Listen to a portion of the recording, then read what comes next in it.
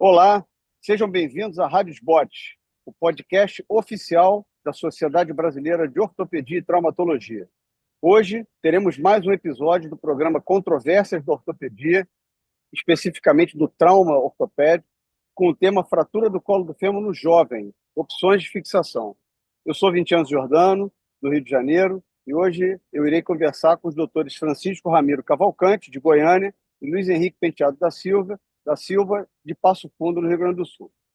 Eu vou pedir para cada um fazer a sua apresentação, mas eu queria que todos tivessem bastante atenção, porque são dois experts no assunto, duas pessoas diretamente relacionadas no trauma e também especificamente no trauma do quadril. Chico, prazer ter você aqui. Luizão, prazer ter você aqui. Queria que vocês se apresentassem, começando pelo Francisco Ramiro, por favor. Obrigado, Vincenzo. Obrigado ao convite da SBOT pela minha participação aqui nesse tema bastante convidativo. Eu sou Francisco Ramiro Cavalcante, eu trabalho no Instituto Ortopédico de Goiânia, como já foi apresentado, aqui em Goiânia. Sou responsável pelo serviço de trauma e quadril do hospital. Sou factual, como vocês todos aí, e estamos aqui à disposição para discutir esse tema. Boa noite, pessoal. Muito obrigado à SBOT aí pelo convite. Obrigado, Vicente, pela apresentação. Um abraço ao nosso amigo Francisco aqui. Então, eu sou o Luiz Henrique Penteado, sou da cidade de Passo Fundo, Rio Grande do Sul, realmente, como a gente já falou. Sou ortopedista e traumatologista, mas membro do grupo de trauma aqui do IOT, de Passo Fundo. Faço trauma ortopédico, essencialmente do membro pelve e membro inferior, basicamente. Tenho formação de trauma nos Estados Unidos, no Alabama, e uma outra etapa também em Denver, no Colorado. São 2 períodos de treinamento no trauma ortopédico que eu tive lá. E aqui desenvolvo as minhas atividades aí com muita alegria dentro do trauma ortopédico aí. Prazer poder estar aqui com vocês. O prazer é meu de estar aqui podendo conversar com vocês. Só para a gente pontuar, antes da gente conversar, Francisco Ramiro, ex-presidente da Sociedade Brasileira do Trauma Ortopédico, e Luiz Henrique Penteado, futuro presidente da Sociedade Brasileira do Trauma Ortopédico. Melhor a gente não podia estar. Bom, vamos ao que interessa, vamos lá. Como são amigos de longuíssima data, eu vou chamar meus amigos de Chico e de Luizão, porque é assim que eu os chamo no dia a dia. Eu queria conversar, é assim que somos. Chicão, olha só, você e Luizão, como é que vocês definem? Isso eu acho que isso é um ponto crítico, né? Porque a gente tem muito uma visão norte-americana da leitura do trauma do quadril. Como é que vocês definem o paciente jovem na nossa realidade brasileira com relação à fratura do colo do fêmur? Hoje, no Brasil, idoso é quem tem 60 anos. Então, o Chico já é idoso, eu estou com um pé no idoso, o Luizão está botando um pé já próximo do idoso. Então, estamos chegando lá e o Chicão já é. Como é que vocês definem paciente jovem na fratura do colo do fêmur? Até quanto vocês consideram jovem? Bem, eu especialmente, eu não considero jovem com fratura do colo do fêmur acima de 50 anos, porque devido ao grau o índice de complicações que a fratura do colo do fêmur tem, acima dos 50 anos, uma fratura complexa, eu trato como o idoso já, diferente do que seria para o jovem. Está abaixo de 50. Então, para você, a fratura do colo do fêmur não é nem 60, é 50. É 50. Acima de 50 já é idoso para o colo do fêmur. Já, principalmente para quem tem o hábito de fazer quadril, artroplastia e fixação, porque nós vemos o resultado. Perfeito. Não, perfeito. Acho que a gente tem que começar a pensar dessa maneira. Luizão, e você? Não, eu sou um pouco mais eclético aí, né? Eu ainda acho que o paciente tem um pouco mais de oportunidade. Eu procuro olhar um pouco mais o quadro ósseo estrutural desse paciente, trabeculado. Eu procuro ver também a atividade desse paciente, quanto ativo, quanto ele é em termos de mobilidade, demanda funcional. E eu, honestamente, tento a reduzir um pouco mais, mesmo o paciente de 60, 65 anos. Então, eu ainda tento buscar um pouco uma redução. Lógico, salvo aquelas fraturas que me permitam isso, né? Como o Francisco falou, aquelas fraturas também muito cominutivas, com alguma fragmentação maior posterior, trabeculado ruim, a gente vai partir para a artroplastia. Mas eu ainda não me baseio muito por idade. Eu vou pensar realmente na demanda funcional do paciente, na atividade dele, e realmente eu busco o trabeculado ósseo para poder saber aonde eu posso ancorar o meu parafuso ou o meu implante.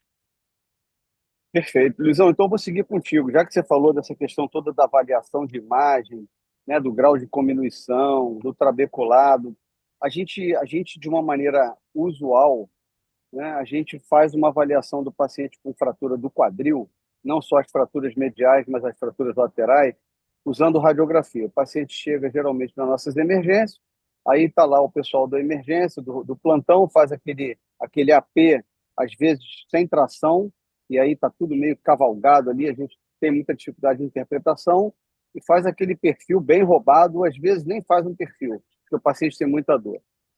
Você, e depois eu vou passar essa pergunta para o Chico, vocês têm o hábito de fazer exames radiográficos com tração e também tomografia computadorizada, assim, para avaliar exatamente isso, assim, trabecular, trabeculado ósseo, cominuição, desvio posterior, essas coisas todas. É tua realidade, Luiz? A minha realidade realmente é buscar sempre esse raio-x.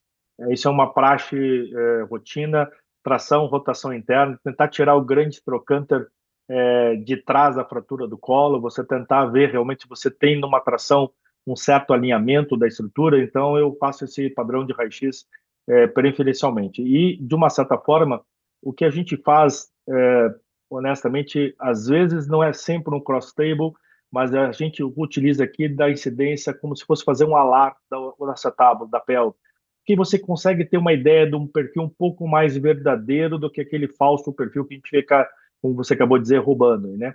Então, a gente tenta fazer uma obliquidade nesse paciente e dar uma inclinação no raio-x, uma alar da pelve, do quadril, vai mostrar um pouco melhor a parte posterior desse colo.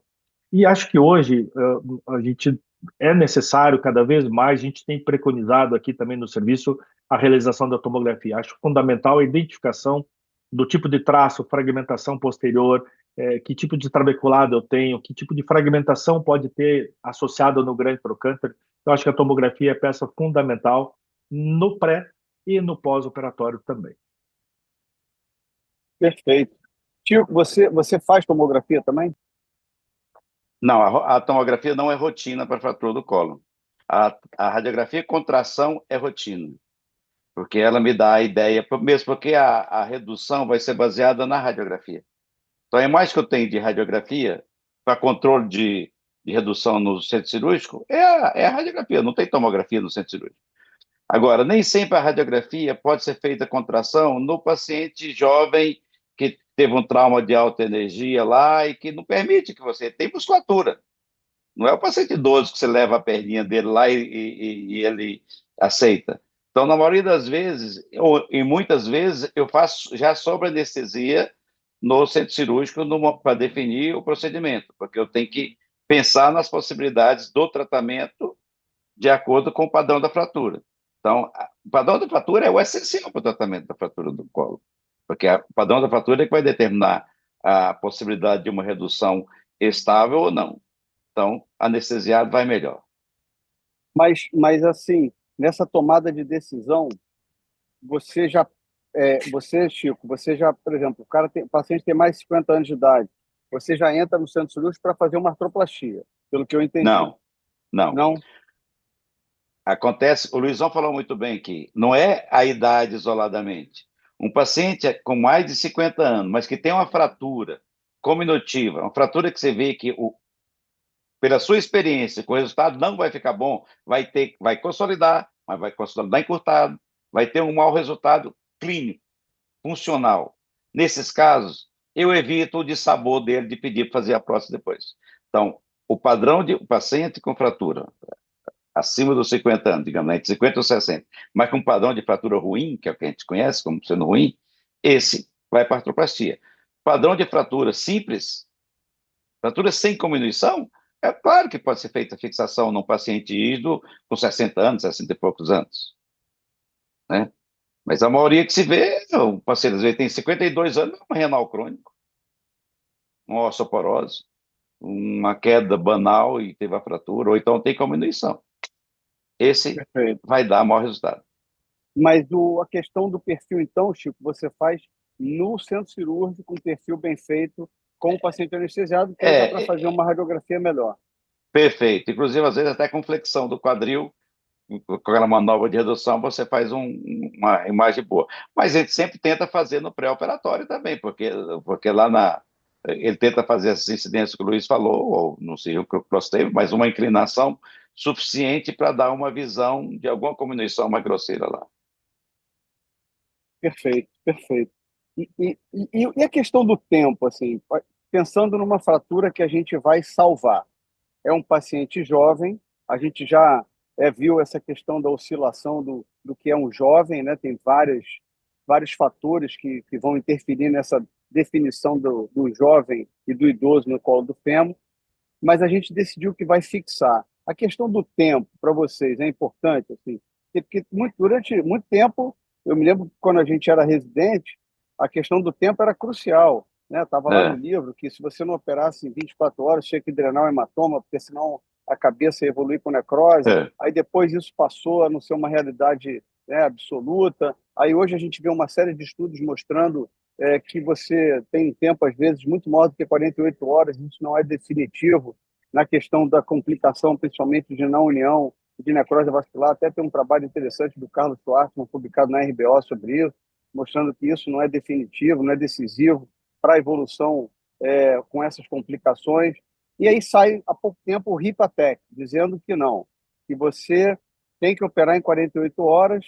Eles compararam lá pacientes operados até 6 horas com pacientes de até 24 horas, viram que não tinha uma redução significativa da mortalidade e das complicações mais graves no grupo operado em até 6 horas, que eles chamaram de cirurgia acelerada, mas eles viram que em determinados pacientes, alguns desfechos, como, por exemplo, redução de delírio, tempo de internação hospitalar, o controle analgésico, redução de infecção do trato urinário, nesse chamado grupo acelerado, quer dizer, até 6 horas, foi melhor. A gente transpondo essa informação para a nossa realidade Brasil, SUS, né? A gente não está falando da nossa clínica privada, estamos falando da nossa realidade SUS. É impossível, eu acho, operar um paciente em 6 horas, pelo menos não é isso lá que eu consigo no Miguel Couto, e nem em 24 horas. A gente opera muito depois.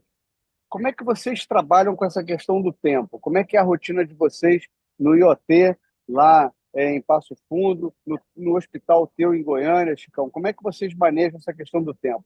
Vocês correm contra o relógio? Conseguem operar em 24? Ou como é que é a realidade de vocês com relação a isso? Bem, a minha realidade aqui, a demora no tratamento da fratura do colo do fêmur, realmente é o que você falou. Se é um caso que tem que ser fixado, não é porque tem 5 dias em uma semana que eu vou deixar de fixar. Certo? A demora que ele tem é na chegada no hospital. A nossa rotina, felizmente, como eu trabalho só no serviço privado, é operar sempre no dia seguinte. Todos os pacientes que internam hoje, eu opero amanhã. Eu não sei se o resultado final, é claro que todos esses critérios que você colocou aí, de delírio, de comorbidades que o paciente pode ter, retorno mais rápido para casa, tudo isso é vantagem, sim. Agora, o resultado específico da fratura, se a fratura vai consolidar melhor, ou porque operou com 24 horas ou 48 horas, eu não tenho e nem existe essas evidências de que isso aí aconteça. Mas benefício ao paciente, quanto mais rápido operar, melhor. Então, nós temos uma equipe de clínico também que ajuda nisso, de liberar o paciente para ser operado logo. Eles não ficam freando. Então, Maravilha. eu acho que esse trabalho, a maioria desses trabalhos, eles utilizam assim, o start, o ponto start das 6 horas é em cima da realização da radiografia, certo? O cara tem o diagnóstico radiográfico, então ele fez o raio-x, definiu que tem uma fratura do colo de fêmur, ali dispara o relógio para contar as 6 horas.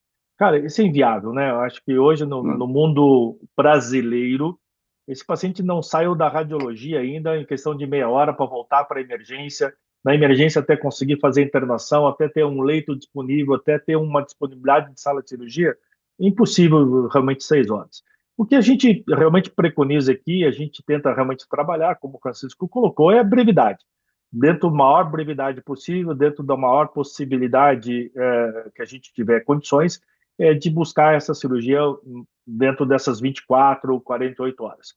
Como é que a gente está conseguindo burlar um pouco esse tipo de situação? Honestamente, as cirurgias fora de horário, né? você começa a tentar achar algum ponto de horário, porque aí você começa a entrar com cirurgia às 4:30 da manhã, ou você começa a entrar com cirurgia à meia-noite, meia-noite e meia, né? Você entra em horários de fora de zona de tumulto, zona de cirurgias eletivas ou no terceiro turno, como a gente chama por aqui. Então, isso é uma maneira que a gente está, de uma certa forma, burlando um pouco a perspectiva. Começando às 4:30 da manhã, você encaixa um paciente antes do horário das eletivas às 7:30, então você consegue resolver esse tipo de problema.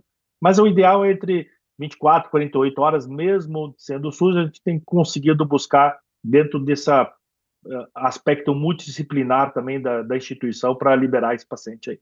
Nós estamos falando de um paciente jovem, né? Normalmente, a única situação, já que o podcast é para o paciente jovem, né? A gente pensar se ele não tem um politraumatismo, né? Se não tem alguma coisa a mais. Aí, às vezes, uma fratura segmentar, uma fratura ipsilateral, às vezes eu montar um fêmur me ajuda a reduzir melhor o colo. Então, às vezes, eu tenho que analisar esse tipo de situação também. Perfeito. Mas, assim, como regra geral, quanto antes, melhor. Não é porque vai interferir na questão da necrose ou da não união, mas porque para o paciente é muito melhor e para quem está pagando a conta também. E é importante saber essa questão, como você maneja isso, Chico, e você também, Luizão. Mas agora vamos tratar o paciente, né? A gente definiu que vai operar o paciente e vai fixar esse paciente, tá? A gente não vai fazer uma artroplastia. Com relação à redução, vocês ainda vão sempre de redução manobra fechada primeiro, ou vocês já partem para redução aberta, ou existem situações em que vocês, apesar de fazerem a redução fechada primeiro, como uma tentativa, existem situações em que vocês olham assim e falam, não, esse aí não vai reduzir, eu vou direto. E se sim, eu queria saber como é que é a realidade para vocês. Vou começar agora com o Luizão. Bom, tranquilo. Então, a minha realidade, de uma certa forma, baseia-se muito no tipo de fratura, tá? Então, se a fratura é traço simples, se eu não tenho fragmentação, por isso que eu honestamente procuro utilizar a tomografia nesse sentido, né? Se ela me dá alguma particularidade a mais nessa fratura que me dê noção de necessidade de maior manobra para redução, eu vou partir para a abertura, não tento manobra nenhuma, eu parto para a abertura já do foco e visualização direta e redução. De uma certa forma, aquele traço que é mais simples, não tem nenhuma cominução, eu tenho nenhuma fragilidade no grande trocânter, eu até tento uma manobra fechada, se estiver dentro dos critérios de redução, Garden, Lovell, estiver tudo dentro do normal, a gente fixa de uma certa forma percutâneo com a redução indireta. Caso contrário, a minha ideia é sempre abordagem. Aproveitando a abordagem, se eu tenho uma mesocervical ou fragmentação posterior, eu vou muito para a parte de abordagem anterior direta, no braço de Rueta. Se eu tenho uma muito base cervical, eu faço preferencialmente um Watson Jones. Eu gosto muito mais para poder avaliar bem na base cervical. Eu abro a cápsula em T, eu consigo ter uma manobra e um posicionamento melhor bem na base cervical dessa fratura aí. Maravilha. Chicão, e você? Eu vejo um pouco diferente do Luiz. A grande maioria das fraturas podem ser reduzidas com métodos fechados. Tem trabalhos mostrando que até 85% das fraturas do modo fechado fica com a redução semelhante a uma aberta. As fraturas cominutivas não têm vantagem de ser feita aberta. Então, as cominutivas você não vai ter benefício abrindo, porque você não vai conseguir fazer aqueles fragmentinhos ficarem na posição. Então, já vai ser fechado. Agora, nas fraturas simples, que é as que se beneficiam mais com a cirurgia aberta, seriam aquelas que não se consegue redução fechada. Então, para mim, cairia naqueles 15%. É a habilidade de reduzir ou não.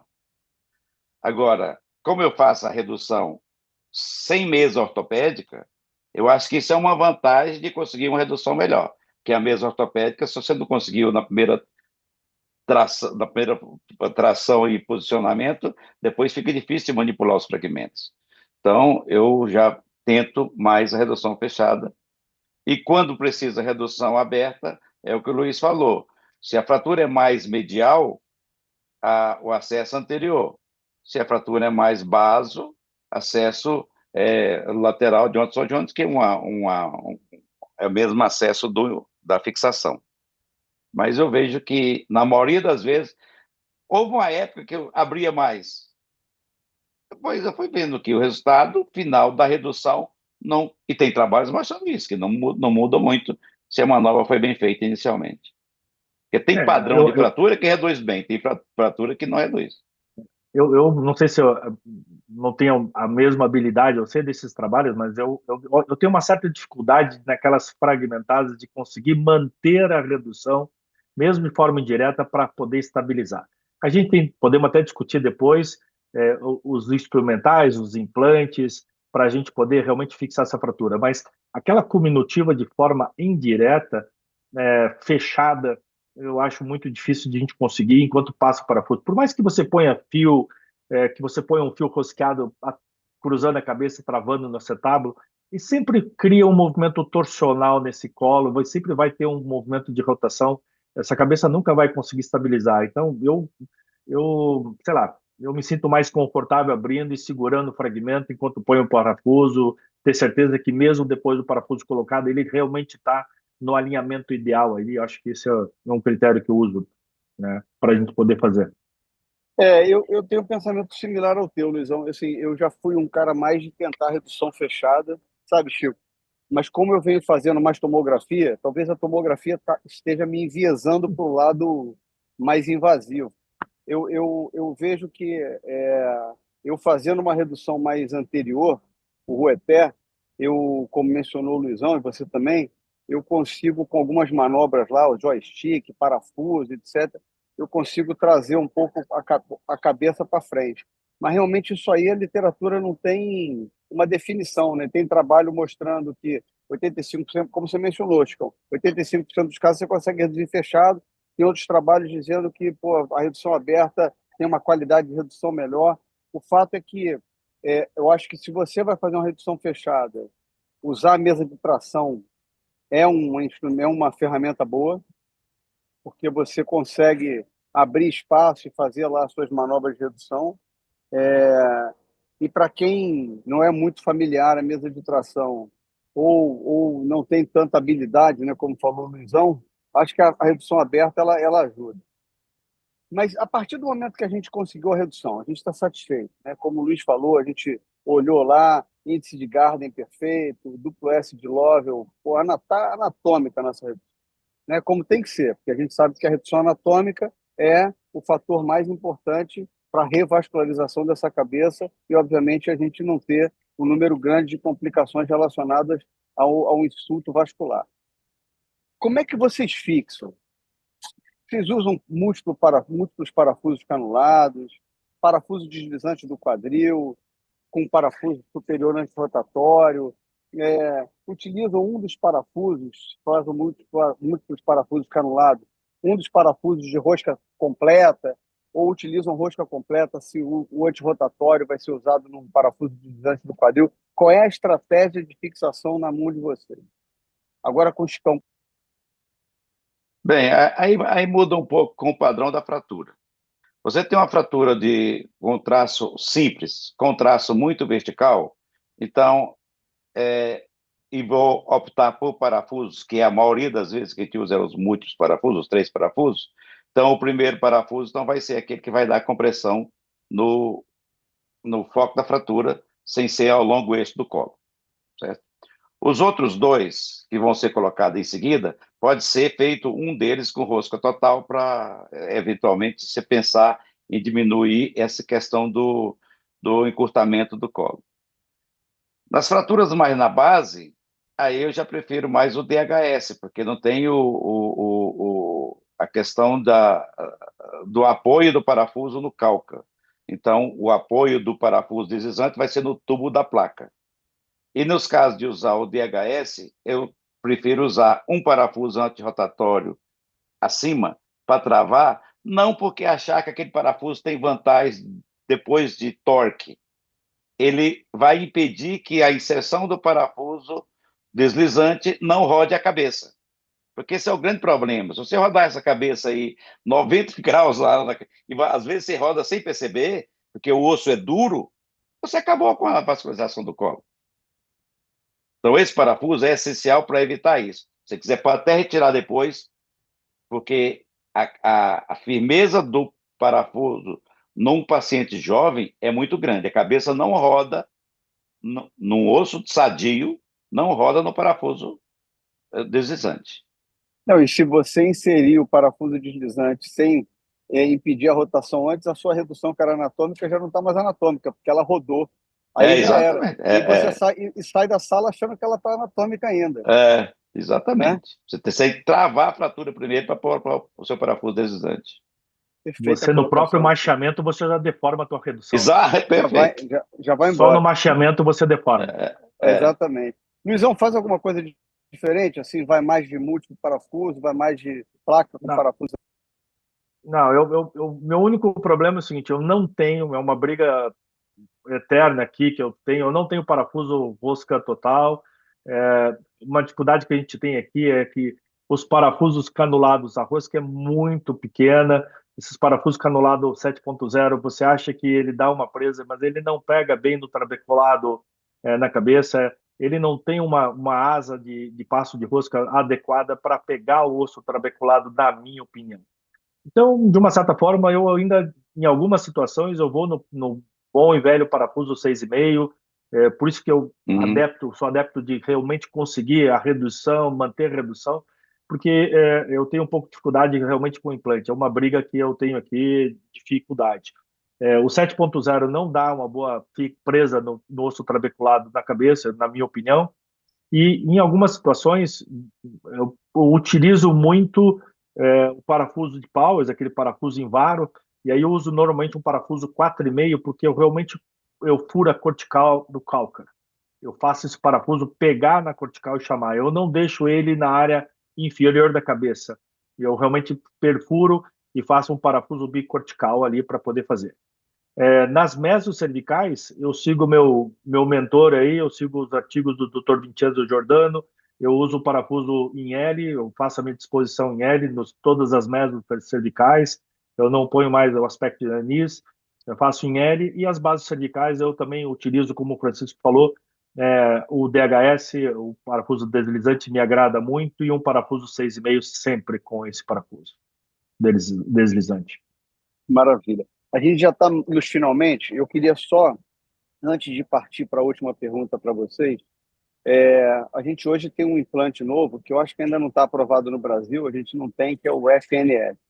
Mas os estudos estão mostrando que o resultado ele não é superior ao parafuso deslizante do quadril com parafuso antirrotatório. Na verdade, os estudos viraram estudos de não inferioridade.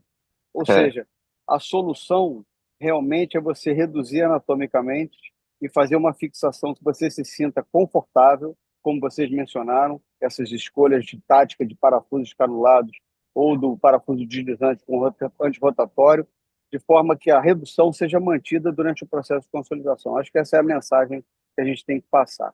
Eu queria partir para a última pergunta, porque a gente já está meio que chegando no final aqui do nosso tempo. A gente operou esse paciente.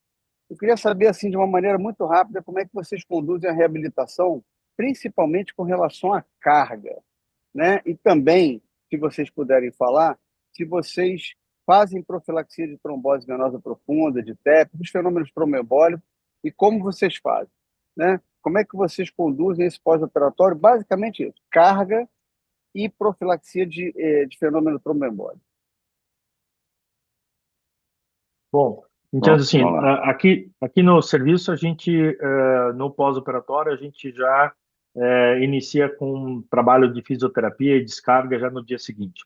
Tá? Eu libero carga com auxílio de um par de muletas, auxílio de um dador, mas esse paciente tem uma carga, conforme, digo tolerância, um pouco menos, mas ele tem um apoio de carga. Tá? A gente sempre coloca ele para fazer esse tipo de carga. A gente trabalha muito com melhoria do arco de movimento, a gente tenta melhorar um pouco a mobilidade desse paciente, que também restringe, então a gente faz algum trabalho nesse sentido. Mas a carga, ela é estimulada, nós orientamos assim da seguinte forma, né? De hora em hora, esse paciente deve procurar deambular durante 30, 40 segundos, em torno de um minuto, ele pode fazer uma deambulação aí para um apoio, sei lá, 60, 70% do carga, ele consegue isso aí. É lógico que a dor limita alguma coisa, mesmo o paciente jovem tem nesse aspecto. A gente faz profilaxia tromboembólica sempre, infelizmente não da maneira como eu particularmente gostaria, né? A instituição tem um comitê de prevenção tromboembólica, então é preconizado o uso do anticoagulante pelo menos por 30 dias aqui. Então, utiliza a denoxaparina durante a internação e o paciente dá alta já orientado pelo esse comitê de prevenção ao uso de um anticoagulante desses, pivaroxabana, pixabana, algum desses aí, durante um período de 30 dias. Eu acho, na minha opinião, de que um ácido acetil salicílico seria muito mais do que suficiente para esse paciente, ainda mais um paciente jovem, né? Mas, infelizmente, o controle tem esse protocolo e a gente acaba tendo que obedecer em cima da instituição. Francisco. Perfeito. Chicão. Bem, mais ou menos semelhante como o Luiz. O paciente jovem, ele, ele é um pouco rebelde nas suas orientações do pós-operatório. Eles fazem o que eles acham que está. Doutor, não estava doendo, eu estou pisando tudo. Chega dando às vezes sem nada lá na cola. Então, esses pacientes, eles acham que são médicos também, que eles veem. Mas libero para todos fazerem um apoio. O que orienta é o seguinte: o peso da perna tem que ser suportado pelo seu pé lá. Você tem que apoiar pelo menos o peso da perna. Não é o peso do seu corpo que você vai pôr em cima do colo, mas a perna não pode ser levantada. Então, coloca lá e você deixa a perna descansar. Você não tem que carregar a sua perna. O movimento é essencial. Mobiliza o seu quadril, porque se você não mobilizar, a própria rigidez que se segue complica o tratamento e a fixação. É claro que depende do padrão da fratura, para o paciente apoiar ou não, e depende da fixação. Com relação à prevenção, eu não uso os 30 dias para um paciente jovem com fratura do fêmur. Eu uso 14 dias após a alta hospitalar. Então, como eu uso um oral, que tem uma caixa de um medicamento lá que vem para 14 dias, eu uso os 2 ou 3 dias que ele ficou internado com a enoxaparina, e depois ele vai para o oral durante 2 semanas. Quando ele chega para retirar os pontos, você vê que ele está movimentando bem, não veio vantagem, porque não é igual a prótese do quadril, que você torce o quadril do paciente, você torce os vasos para poder operar. Aí você deixa 30, 35. Não, fratura 2 semanas. Eu acho que essa situação, desculpa, Vincenzo, é muito dos comitês que as instituições adotaram por uma série de critérios burocráticos dentro de uma instituição hospitalar precisa para se proteger desses trombos, desses riscos tromboembólicos, né? Então, a gente já teve uma discussão aqui muito grande, acho que há uns 2, talvez 3, uns 3 anos atrás, saiu um artigo muito interessante no Journal, na New England, sobre a similaridade entre o uso do ácido acetilsalicílico e o uso desses outros anticoagulantes. O que o estudo fala é realmente assim que não há uma inferioridade do ácido acetilsalicílico. Não tem uma inferioridade, existe uma similaridade. É lógico, não há uma questão de benefício maior, e aqui a gente discute muito desses anticoagulantes, é o risco de sangramento, né? Principalmente no Né? caso de uma artroplastia, é o sangramento pós-operatório. Mas a gente vê em algumas escolas europeias hoje até utilizando isso de forma de rotina, o AS como um pós-operatório para tratamento desse aspecto, né? Então, ele tem uma similaridade, ele não é mais efetivo ou não deixa de ser menos eficaz. Então, acho que essa é uma coisa que a gente poderia estar usando, mas é uma discussão que eu tenho aqui sempre com a direção do hospital, com o comitê de prevenção tromboembólico, mas está difícil de ganhar essa luta aí. Eu concordo com vocês, assim, especialmente, Luizão, como você falou agora com relação ao antiagregante plaquetário. Eu tenho feito antiagregante plaquetário, inclusive, para alguns pacientes pós-artroplastia. O problema realmente é quando o paciente ele tem aquele cara da bola dividida. É aquele paciente que o clínico te encaminhou. Porque aí, quando esse paciente é o clínico que te encaminhou, principalmente na clínica privada, né? O clínico ele acha que ele é o dono do paciente. Então, você é simplesmente aquele técnico que vai implantar uma prótese ou vai fixar aquela fratura e ele vai conduzir o pós-operatório da maneira que ele acha mais conveniente. E os clínicos ainda não tiveram uma confirmação para eles de que o antiagregante plaquetário funciona tão bem quanto uma droga anticoagulante. E aí eles preferem os anticoagulantes. Eu agora, recentemente, ouvi, inclusive, de uma cardiologista, que dentro dos anticoagulantes orais ela preferia um ao outro, porque ela já tinha literatura da parte dela, cardiológica, mostrando que um deles não era tão eficaz contra o outro, quando a literatura mostra basicamente similaridades entre os antiagregantes orais, os anticoagulantes orais. Bom, a gente já A está no nosso diferença, tempo. Vicente, às vezes é o sangramento. Tem uns que dão mais sangramento do que outros. Não, mas ela, Chico, Não ela é falou em prevenção. relação à complicação É, do é, paciente ter é, fenômeno tromboembólico, ou seja, um não é, preveniria tanto quanto o outro. Bom, Você enfim, falou também, o cardiologista às vezes manda lá no risco cirúrgico dele já o esquema para usar depois. Se você vai contra, se der um problema, assim, o cardiologista falou, eu sou do FES. O paciente é exatamente. teu e tu pediu uma avaliação por risco cirúrgico, ele volta com essa orientação. E o É, outro lado da moeda é o paciente público, né? Que é onde, por exemplo, eu milito no Miguel Couto há 31 anos. É um paciente que você quer prescrever um anticoagulante oral, ele não pode não pode pagar, comprar. né? E você vai prescrever um anticoagulante, uma heparina de baixo peso molecular, ele tampouco Muito pode bem. pagar. Então, você acaba, de uma maneira meio que por exclusão, fazendo um antiagregante plaquetário. Faz uma aspirina, porque esse ele pode comprar. E os pacientes Grupo não controle. complicam, né? Pelo menos eles não complicam.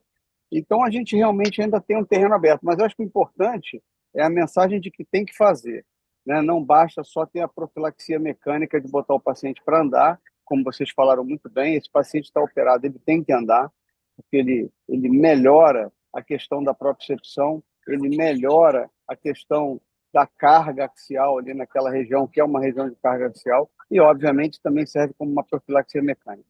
Bom, eu queria só pedir, antes da gente fazer o encerramento, para que você, Chico, primeiro, depois o Luizão, se a gente pudesse fazer uma mensagem breve, assim, para os mais jovens, principalmente. Eu sou um cara jovem, estou começando a tratar uma fratura do colo do fêmur, acabei de fazer meu R4 de trauma, meu fellow, estou chegando agora para começar, de fato, a ter meus pacientes. O que você aconselharia a esse jovem cirurgião que está tratando o paciente jovem com a fratura do colo do pé? Breves Bem, eu conselhos. diria para esse jovem cirurgião o seguinte: 50% das fraturas do colo do fêmur vão complicar. E essas complicações quase todas estão relacionadas com a má redução. Então, a redução é essencial. Antes de você ficar perdendo muito tempo, dizer assim, que implante que eu vou usar, a redução é essencial. O implante vai ser secundário à redução. Perfeito, Chico, perfeito. Luizão, e você? Vou insistir na tecla. Redução, redução, planejar, redução. Esse é o ponto fundamental. Perca tempo, planeje como fazer, mas sempre voltado, focado da redução ideal, né? Então, a redução ela tem que ser perto do anatômico. Aí. Esse é o ponto-chave para isso tudo. Maravilha, maravilha. Eu acho que essa é uma super mensagem, porque a gente tem que otimizar a redução, então, para isso, a gente precisa ter muito boas imagens. Como o Chico falou, eu sou da escola do Luizão, a gente faz tomografia, mas a gente tem que ter uma interpretação boa pré-operatória da radiografia, porque ainda no centro cirúrgico, a nossa realidade vai ser monitorar essa redução por imagens radioscópicas. Então, é importante a gente ter muita informação pré-operatória, mas entender o que a gente vê na radiografia para poder saber que aquela redução ela é uma redução anatômica. Como diria o Nelson Elias, uma vez eu vi isso quando eu era interno do Nelson Elias na UERJ, na Universidade do Estado do Rio de Janeiro. Ele mandou uma frase que é a seguinte: doutor, antes de afiar o seu bisturi, afie o seu diagnóstico. Então é isso, é afiar o seu diagnóstico em relação a avaliar bem o paciente no pré-operatório, entender a morfologia da fratura, planejar e no centro cirúrgico entender se aquela fratura está bem reduzida ou não. Eu queria agradecer aos meus amigos Francisco Ramiro, ao meu amigaço Luizão, Luiz Henrique Penteado, são irmãos que eu ganhei nessa vida, na Sociedade de Trauma, na O, e acho que a gente não podia estar melhor aqui com esses dois especialistas do trauma, em especial da cirurgia do quadril. Você que esteve aqui com a gente até agora, acabou de ouvir mais um episódio da Rádio Bode, que é um podcast oficial da Sociedade Brasileira de Ortopedia e Traumatologia. E lembrar que todas as edições desse podcast estão disponíveis no site www.sbot.org.br e, claro, nas principais plataformas de streaming. Nos vemos no próximo episódio. Até lá. E, mais uma vez, muito obrigado, Chico. Muito obrigado, Luizão. Um abraço. Obrigado, boa Um noite. abraço, gente. Um abraço. Boa noite a todos. Abraço. Obrigado, Boa noite. Vincenzo.